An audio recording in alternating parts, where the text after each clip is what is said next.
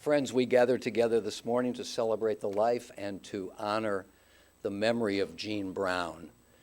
Jean's family so very much appreciates your being here with them this morning. Your presence brings them a great deal of comfort and support.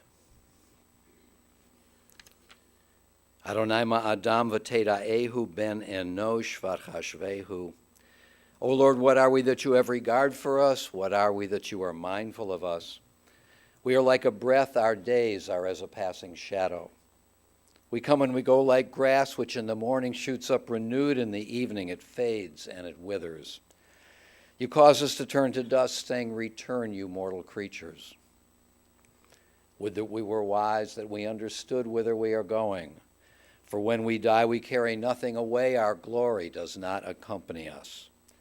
Mark the wholehearted and behold the upright. They shall have peace. The author of the first of the Bible's 150 Psalms describes for us in language that is both poignant and succinct the nature of the good life and the fruits of that life. Happy are those who have not followed the counsel of the wicked, nor taken the path of sinners, nor joined the company of the insolent. Rather, the teaching of God is their delight, and they study that teaching day and night. They are like a tree planted beside streams of water that yields its fruit in its season, whose foliage never fades and whose fruit always flourishes. Let us take comfort now together in the 23rd Psalm. The Lord is my shepherd, I shall not want. He maketh me to lie down in green pastures. He leadeth me beside still waters. He restoreth my soul. He guideth me in straight paths for his name's sake. Yea, though I walk through the valley of the shadow of death, I will fear no evil, for thou art with me. Thy rod and thy staff, they comfort me. Thou preparest a table before me in the presence of mine enemies. Thou hast anointed my head with oil, my cup runneth over. Surely goodness and mercy shall follow me all the days of my life, and I shall dwell in the house of the Lord forever. From the biblical book of Proverbs, chapter 31. A woman of valor, who can find? She is more precious than fine pearls. Her husband trusts in her, and so he lacks nothing. She does him good, never harm, all the days of her life. She perceives that her labor is rewarding. Her candle burns on into the night.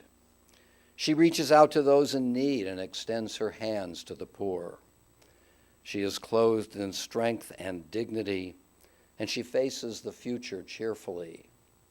She speaks with wisdom. The law of kindness is on her lips. Her children rise up and call her blessed. Her husband sings her praises. Many daughters have done valiantly, but you excel them all. Kohelet, the author of the biblical book of Ecclesiastes, reminds us that for everything there is a season, a time for every experience under the heavens, a time to be born and a time to die, a time to plant and a time to uproot what is planted, a time to tear down and a time to build up, a time to weep and a time to laugh, a time to grieve and a time to dance, a time to throw stones and a time to gather stones, a time to embrace and a time to refrain from embracing, a time to seek and a time to lose, a time to keep and a time to discard, a time to tear and a time to sow, a time to keep silence and a time to speak. Jean Brown died late this past Tuesday afternoon, just a month short of her 98th birthday.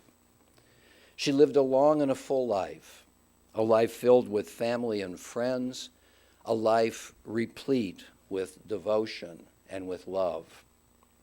We are sad that she is gone from our view, but we rejoice in the life that she lived and that we had her for so long. Jean was born in Cleveland, graduated from John Hay High School, and then studied for a couple of years at Fenn College. She had wanted to go on with her college education, but instead she and her sisters agreed to work to put their brother through dental school at Washington University. She met Hy Brown in high school, and the couple often took the streetcar on their dates. In September of 1940, when Jean had just turned 21, she and Hy were married. Their marriage, according to her children, was a loving union, and the warmth of that union laid the groundwork for a loving home for themselves and for their children. And her children, Margie, Jim, and Bob, recalled when I met with them the other day that the only kind of argument they ever heard between their parents went something like this. "Am I right?" Hy would ask Jean, undoubtedly with a bit of a raised voice, to which Jean would reply, "No, you're dead wrong."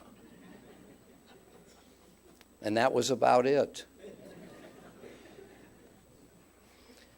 Jean Brown was a person of great intelligence in general and of business acumen in particular. She served for many years as the secretary-treasurer in Hy's business, Avalon Cleaners, and she handled all the billing and the payroll. She was extremely competent, and Hy trusted her completely.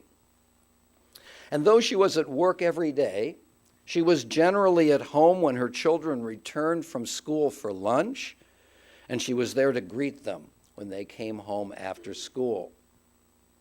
In addition to work at home, Jean involved herself in the community, serving as president of Hadassah, an organization in which she was extremely active over a long period of time. And how Jean loved people, her family first and foremost. Beyond this, Jean had, in the words of her children, tons of friends. And for many reasons. Her personal warmth, for one. And moreover, she was always willing to do anything with anyone, whether it was going to the theater, to a concert, or to a movie. Indeed, her social calendar was always full. And because of her caring, genuine, and receptive manner, people confided in her, knowing full well that they could trust her not to betray a confidence. In sum, it is not at all surprising that people gravitated to Jean, felt close to her, and often became a dear friend. And Jean's grandchildren weighed in on her personal qualities. One said that her grandmother always, and I quote, gave her full and total attention to any conversation in which she was engaged, whether with a child, with a teenager, or with an adult, end quote. Another commented on her honesty, her forthrightness. If there was something weighing on her, she would let us know. Honesty with one another and being upfront seemed like a driving force that seemed to foster an environment when visiting her that led to peace and comfort anytime I was around her. And so it is not surprising that Jean continued to make new friends throughout her life, while also maintaining many of her years-long relationships. Happily, Jean was aided by modern technology in her quest to maintain her relationships, and technology allowed her to stay close with her family and her friends. One of her grandchildren remarked that when he told his grandmother that he wasn't using social media at that time, she, and I quote, she looked at me and she said, "You have to keep up with the times, honey.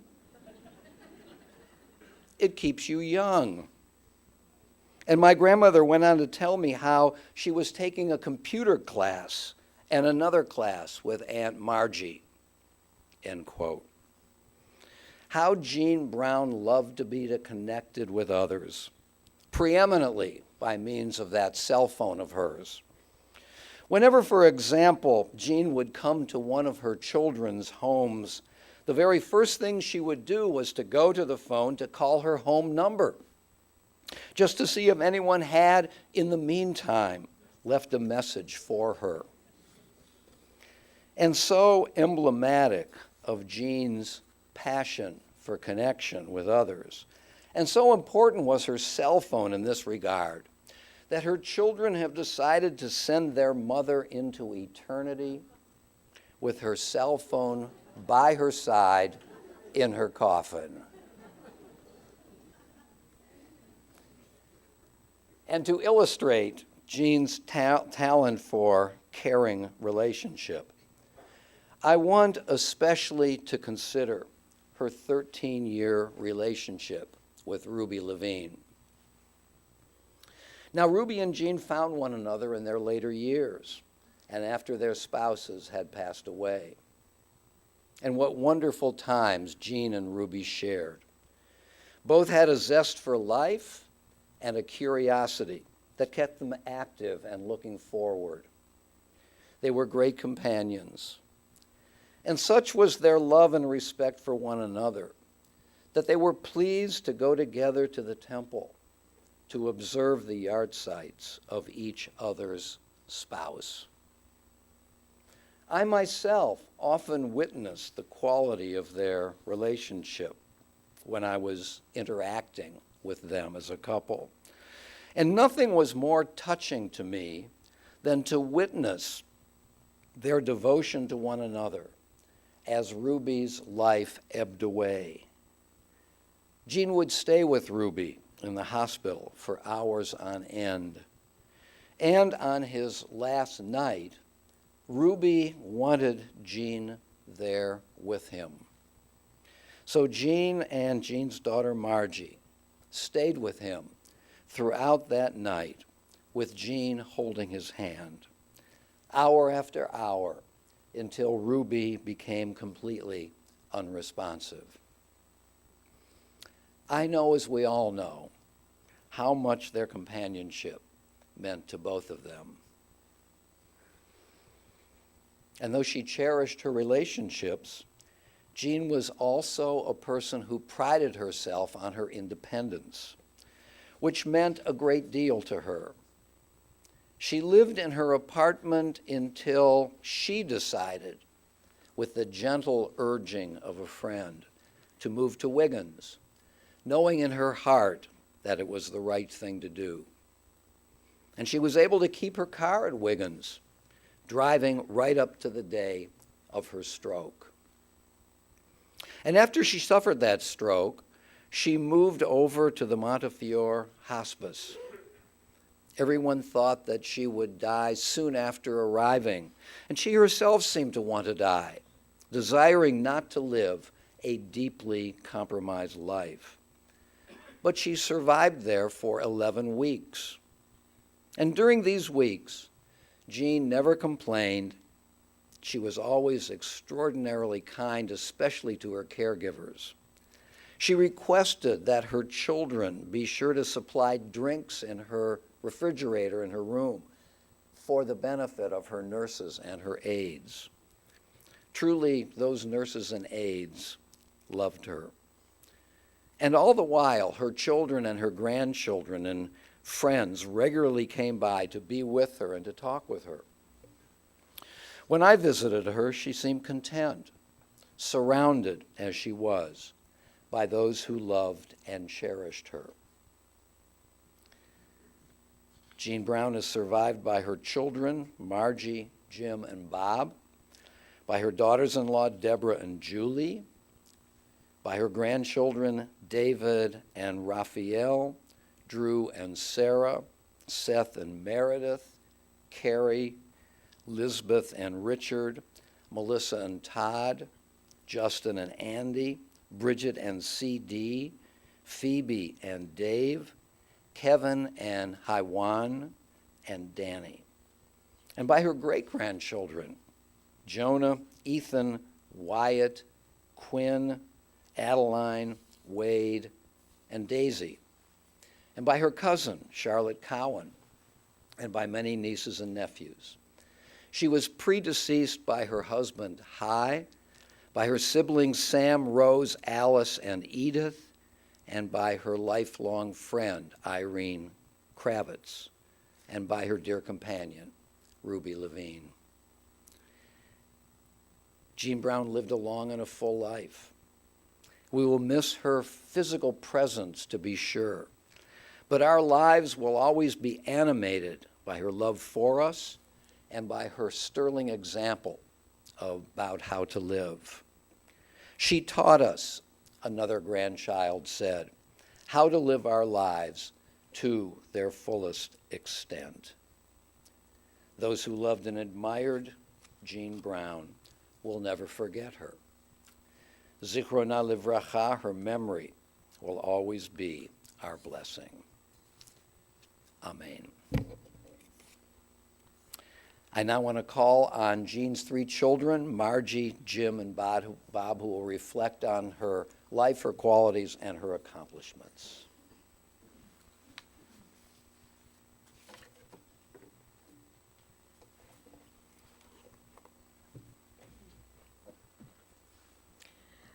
I have nothing to say because Roger said it all. Thank you all for being here. I seriously wrote nothing down. My mom had a capacity to love everybody, and she lived every day like that with just love and compassion and stubbornness. And she set an example for us on how to live and also on how to die. She was very strong and very kind right up to the last day, telling the nurses, I love you, oh, thank you very much. If I walked in the room, she'd grab me and she'd say, cute. And one day, my brothers and I stood on the chairs around her so she could see our shoes and what the out, because we got dressed up every day because it meant something to her. And one day we did a hat dance, and one day we turned on music and we jitterbugged for her, and she was great. And it was a lovely life. And the children, the grandchildren, I think she taught us all a lot of lessons. In these last 11 weeks, she was still able to communicate her feelings, and I think we'll all carry that with us forever. So I have one little poem to read. It's called Remember Me. To the living, I am gone. To the sorrowful, I will never return. To the angry, I was cheated, but to the happy, I am at peace. And to the faithful, I have never left. I cannot be seen, but I can be heard. So as you stand upon a shore, gazing at a beautiful sea, remember me. As you look in awe at a mighty forest and its grand majesty, remember me. Remember me in your heart, your thoughts, and your memories of the times we loved, the times we cried, the times we fought, and the times we laughed. For if you always think of me, I will never have gone.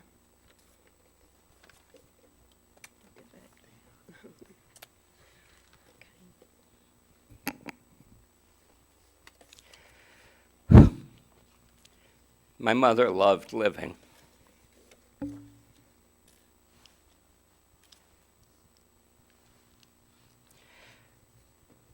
I want to give a special thanks to all of the dear lifelong friends my mother had, as well as to the women of Wiggins who became close friends after she moved there. Together, you made the last 6 months of my mother's life as good as she ever could have imagined it. She was busy as much as she wanted to be, with bridge and canasta, going to the orchestra, going out to dinner with friends, and so much more. My mother brought me into this world. loved me unconditionally for more than 71 years. And now, I just have these few minutes to tell you how much I loved her. My mother, throughout the almost 11 weeks from her stroke to her death, was truly a woman of valor. As our matriarch, our woman of valor, she reached her arm out in a welcoming way to everyone who entered the room. She cherished each of us with her memories of the past and looked forward to what came next with joy and anticipation. She told me that she thought soon she would see my father, and they would both be healthy.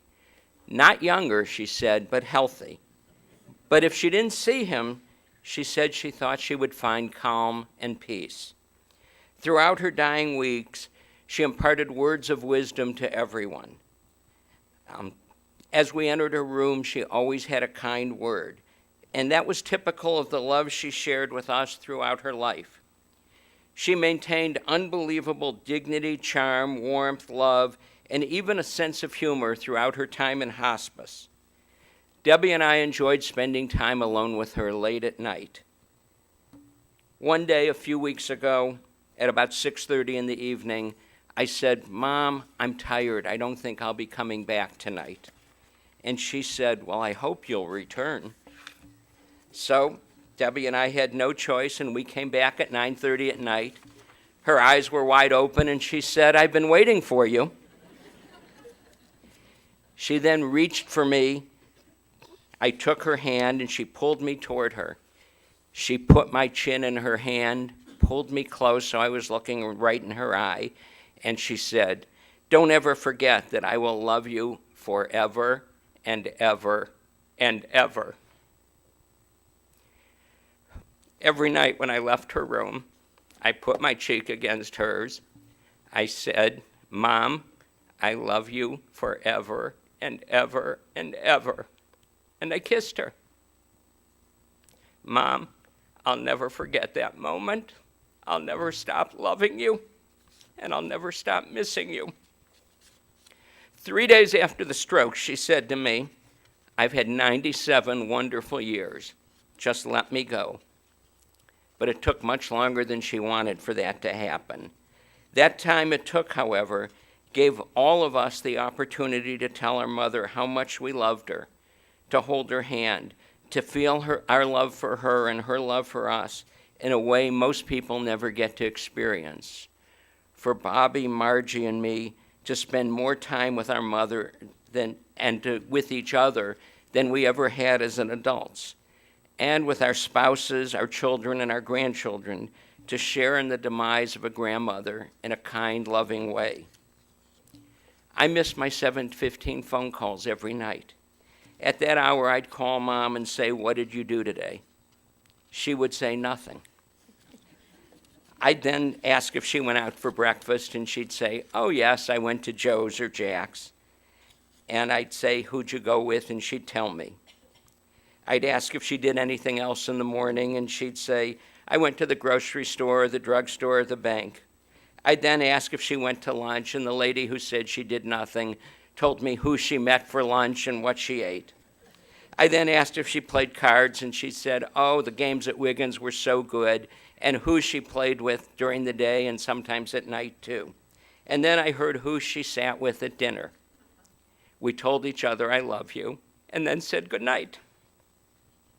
My mother, unlike me, was known as a person who rarely cried. In a private moment I had with my mother while she was in hospice, I apologized for any tough times I may have given her. I asked her to forgive me for anything I did which caused her aggravation. She smiled, said I never aggravated her, just challenged her to be a good mother, and then she held my hand tightly. I then shared this prayer with her. "Mom, I am distressed and confused. During our lifetime, we've experienced moments of challenge together, and we've met them all. As the end is imminent, may it reflect your love, and may this moment alone atone for all those times when I could have done better in my relationship with you. Please forgive me. God is going to grant you the reward of the righteous. At this moment, Mom, the angels are at your side, and we say to Shekinah, may you find rest within because of the love you have shown to all of us.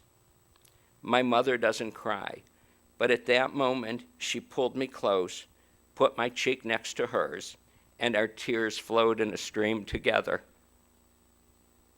When I got home that night, I told Debbie and Liz what I had done. I was a total wreck, and they sobbed with me.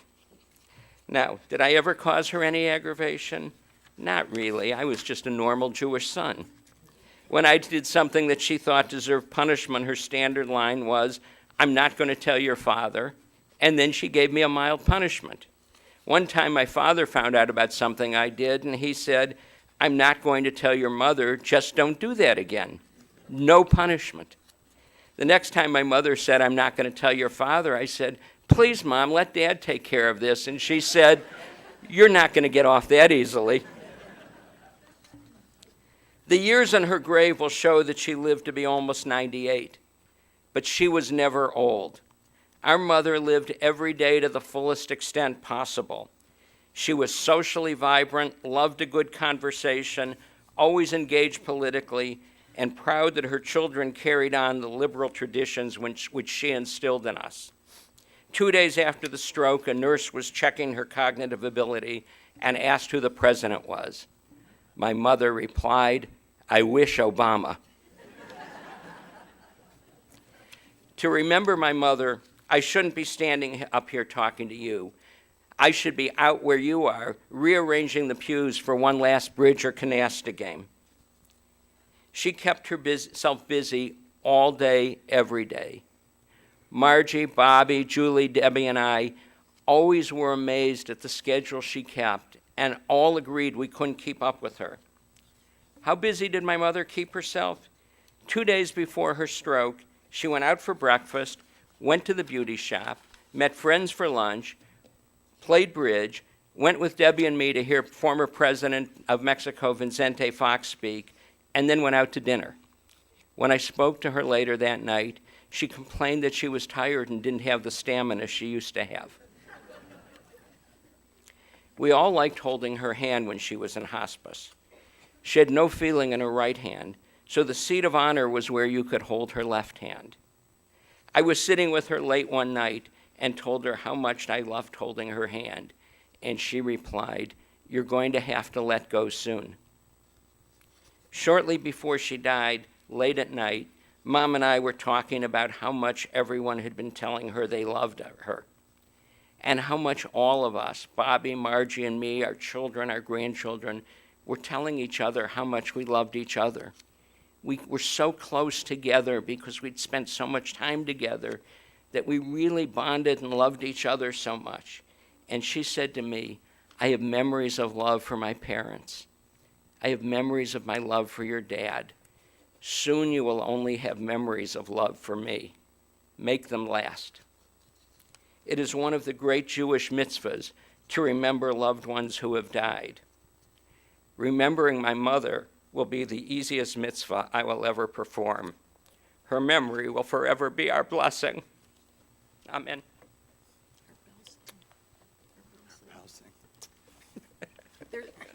There's a stone in the garden at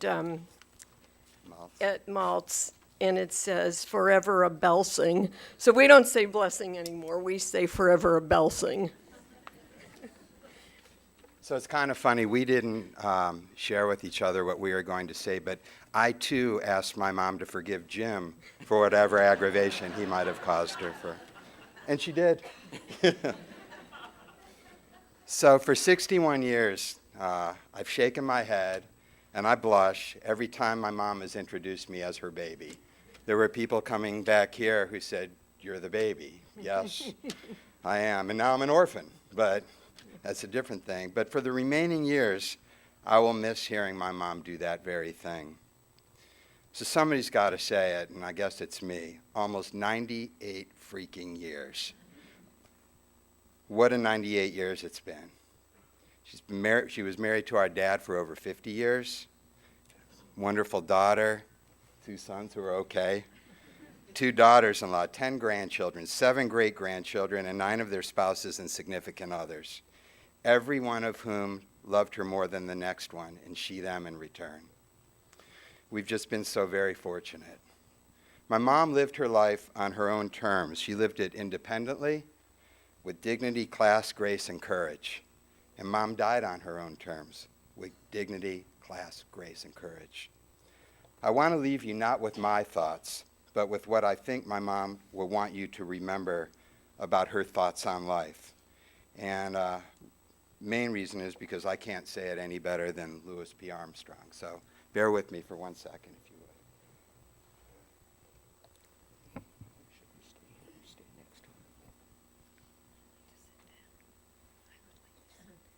Okay, let's go sit down.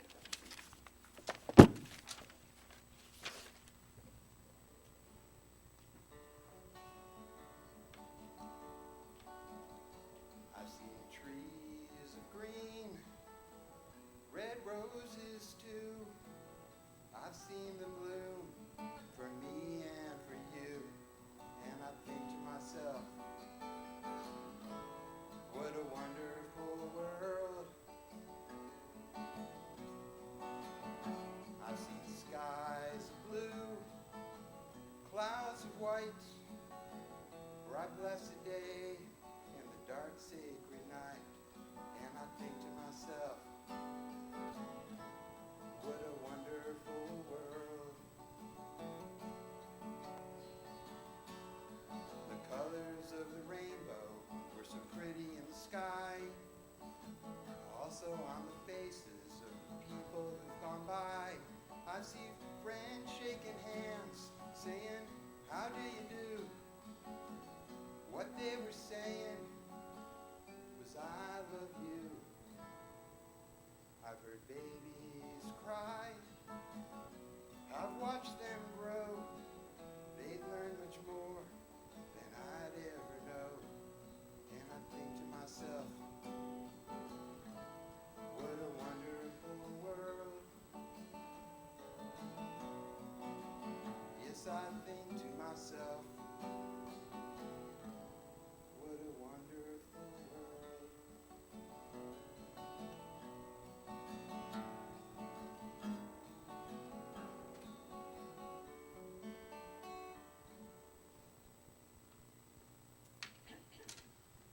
You, Mom.